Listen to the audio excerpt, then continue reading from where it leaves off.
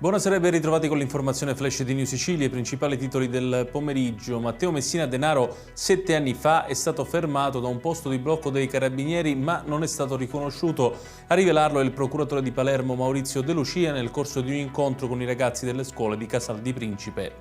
Archiviato inizialmente come suicidio, è stato riaperto il caso sulla morte di Anthony Bivona, il 24enne di Adrano in provincia di Catania, trovato morto il 18 luglio scorso sulle scale del suo appartamento a Darmstadt in Germania. Il GIP ha disposto ulteriori indagini per verificare l'ipotesi di un omicidio.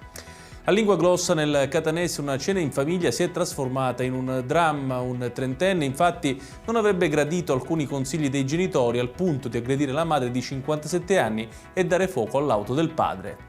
Il sindaco di Catania, Enrico Trantino, è volato a Roma per una riunione a Palazzo Chigi per parlare con esponenti del governo. Sul tavolo il risanamento del bilancio comunale e il futuro della città.